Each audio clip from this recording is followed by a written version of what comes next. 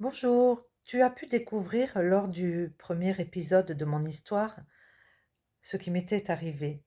Alors, j'ai été victime d'un premier acte de violence conjugale physique et bien évidemment, j'ai fait ce qu'on nous demande de faire. J'ai réagi, j'ai parlé et j'ai déposé une plainte. Est-ce que tu sais ce qui m'est arrivé depuis? Alors, à partir de ce moment-là, j'ai, mmh, j'ai découvert j'ai découvert la réalité.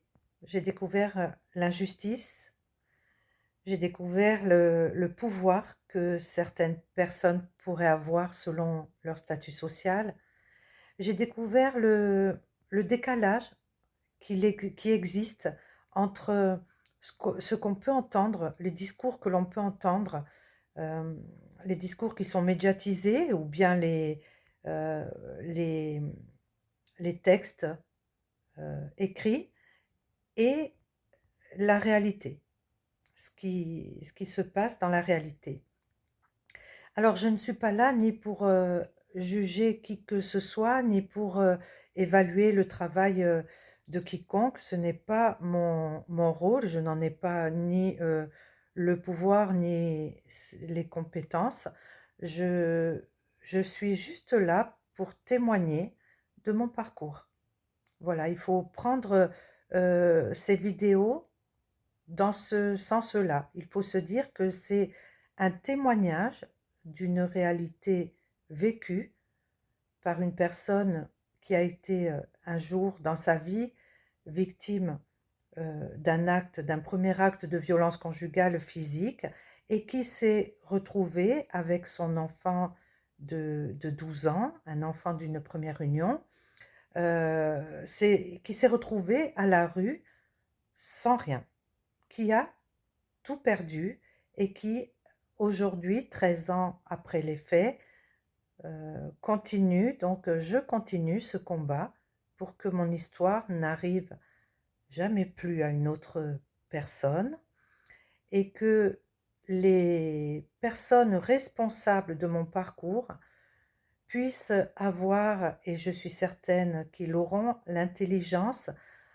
de se poser sur mon cas, hein, de se poser sur mon vécu pour, ne pas commettre de nouveau les mêmes dysfonctionnements, pour ne pas laisser l'impunité, triompher et pour ne pas détruire la vie d'une personne et d'une famille à travers elle.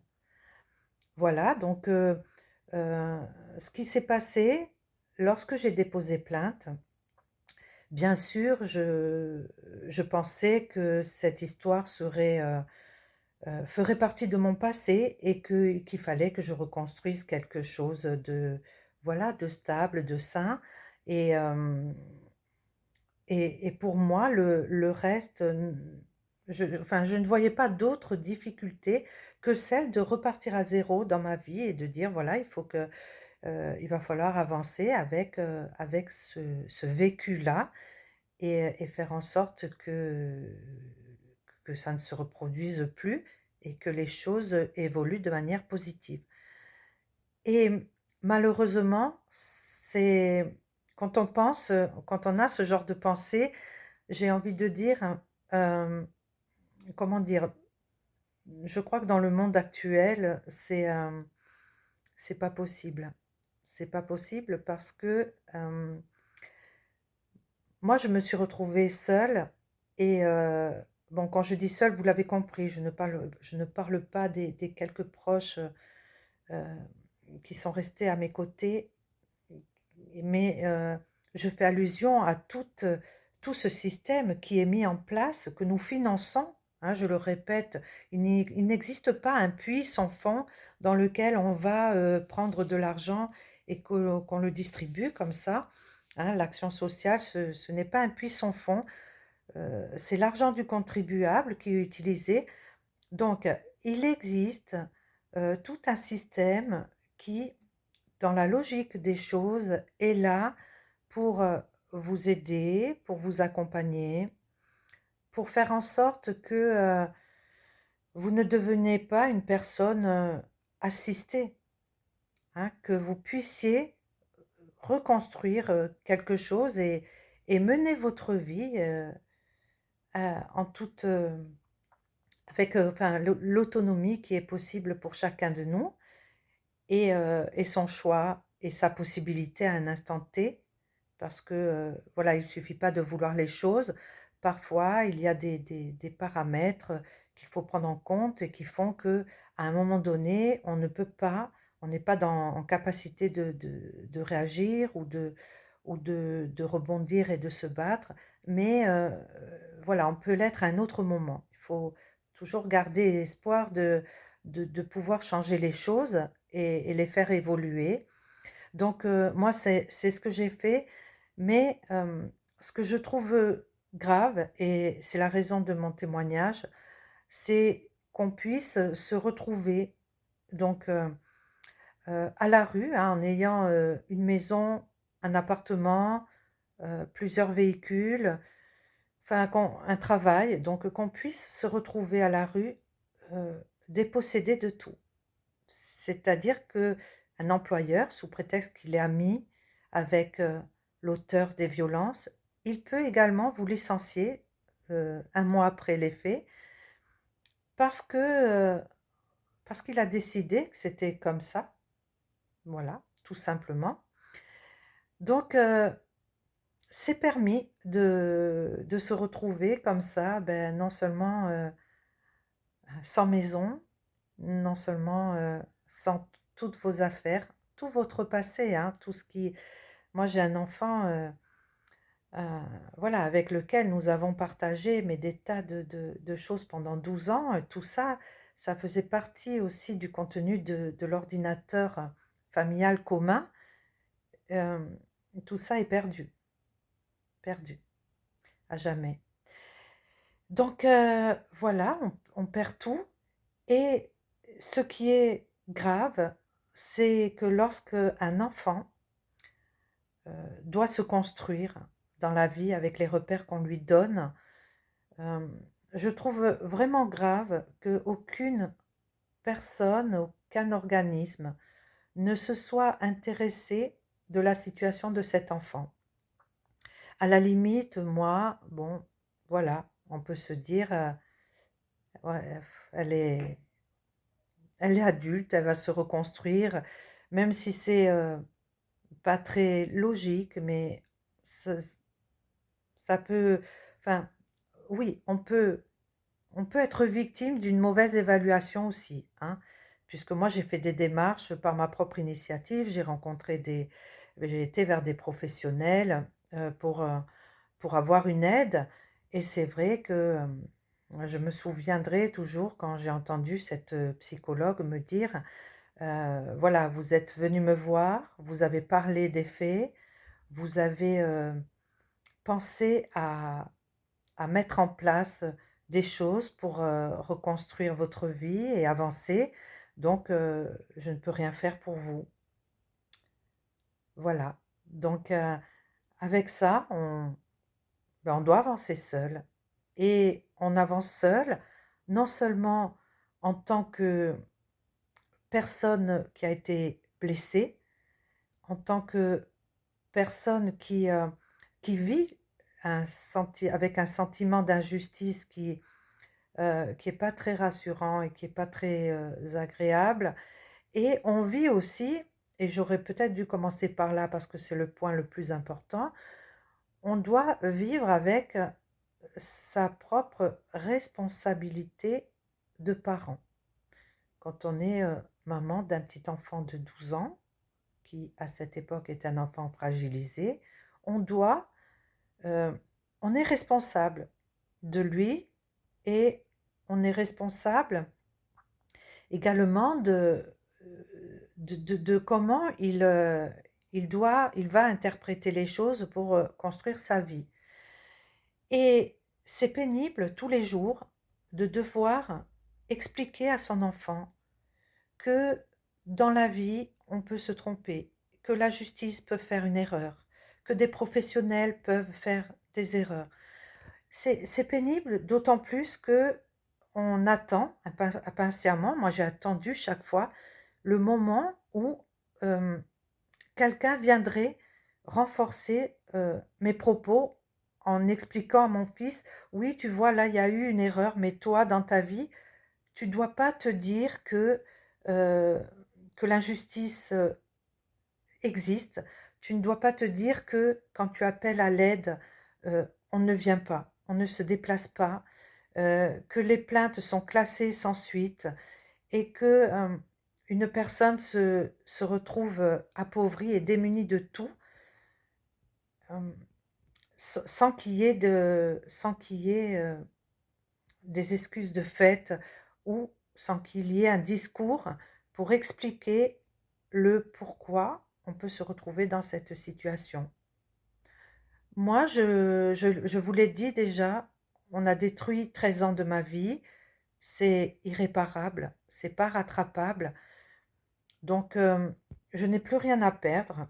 J'ai déjà, je crois que j'ai tout perdu. Mais ce que, ce qui m'inquiète, c'est de me dire que si mon histoire, elle pourrait se renouveler, si, si les personnes, les principales intéressées qui ont pris des décisions dans cette affaire, qui ont agi comme ils ont agi, ne prennent pas conscience de la gravité des conséquences, mon histoire pourrait se répéter. Et peut-être qu'elle s'est déjà reproduite à plusieurs reprises. Donc, je suis inquiète pour les enfants qui doivent se construire avec les repères qu'on leur donne.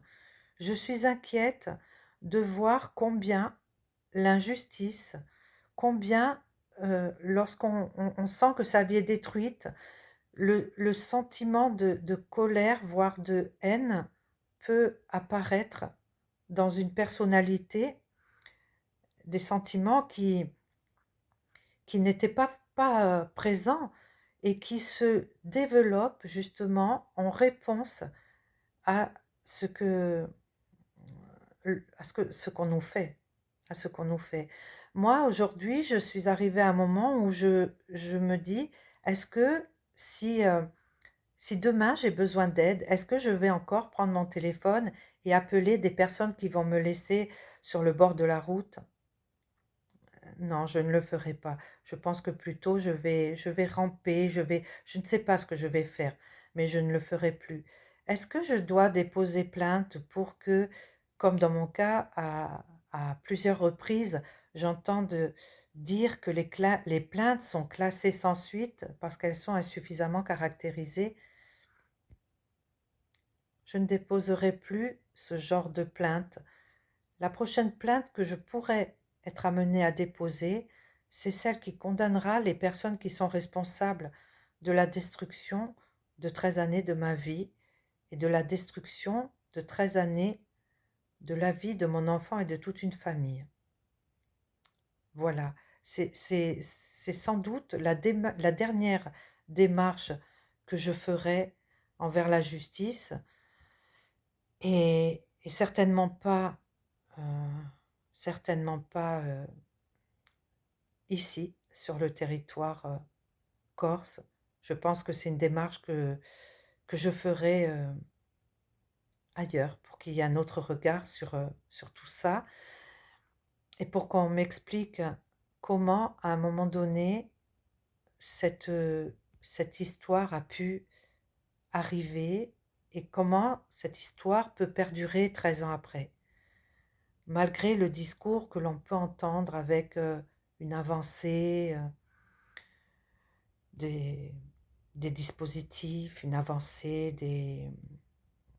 de la politique des violences que je ne, enfin, que je comprends, mais mm, moi, si vous voulez, aujourd'hui, ce qui m'embête un peu, c'est ce décalage qui existe entre ce que l'on peut entendre et entre ce que certaines personnes peuvent vivre. Parce que dernièrement, j'ai rencontré une personne qui m'a dit, je vous suis sur les réseaux sociaux et elle m'a dit, vous savez, moi, au bout de 15 ans, j'ai laissé tomber et je n'ai même pas récupéré ma prestation compensatoire. Et je me dis que comme cette personne, certainement, il y a d'autres personnes qui ont été obligées de laisser tomber pour que, pour être tranquille, pour vivre sans avoir ce fardeau à traîner, ce fardeau d'injustice. Et donc l'objectif de mon témoignage, c'est celui-ci. Donc je vais vraiment vous dire ce que je subis depuis 13 ans et garder en mémoire que je ne suis pas là pour critiquer qui que ce soit. Je témoigne d'une réalité, tout simplement. Et avec, pour ceux qui le souhaitent, évidemment, des preuves à l'appui, heu, des courriers que je peux partager, les plaintes que j'ai déposées que je peux partager, les décisions de justice. Il n'y a pas de voilà, pas hem, c'est pas compliqué, hein. Mon témoignage, voilà, c'est le témoignage d'une réalité, la volonté que ça ne se reproduise plus, la volonté que, les victimes, les enfants et leurs familles n'aient pas à subir, heu, tout un système qui visiblement, se met en œuvre et j'espère involontairement. Et je pense que, de nombreuses personnes auront l'intelligence de se poser, de s'intéresser à mon affaire, à mon cas et de se dire, que oui, il est tout à fait pertinent d'étudier ce qui s'est passé, de réfléchir, hem, de réfléchir communément sur, comment faire pour que ça ne se reproduise plus et de montrer un exemple un exemple, heu, pour, par respect pour toutes les victimes qui ont subi ces erreurs-là, par respect pour, les enfants et par respect pour les familles. Je pense qu'il est important qu'aujourd'hui on entende, heu, qu'il y a des vies qui ont été brisées par des victimes qui ont parlé, comme comme on demande de le faire. Et à partir de là, j'espère qu'on pourra, parler d'une avancée, d'une réelle avancée. Et la réelle avancée, dans mon cas, elle, ce sera la fin de mon histoire. Je pense que 13 ans de destruction d'une vie, 13 ans de surviolence institutionnelle pour avoir parlé comme on nous le demande de le faire dans le cadre des violences conjugales subies, je trouve que c'est très cher payé, trop cher payé et voilà. Donc au prochain épisode, on pourra ensemble, échanger, j'espère, faire un direct pour échanger sur cette période qui, qui a débuté donc, après mon dépôt de plainte jusqu'au 8 juin 2010, le moment où l'ordonnance de non-conciliation a été ordonnée. Donc 1 mois et 22 jours durant lequel, hem, on devient transparent. On est dans une société où, visiblement, on n'existe pas et on doit se débrouiller. Voilà, donc je te donne rendez-vous pour, le prochain épisode, épisode 3 de mon affaire. Je te souhaite une bonne journée.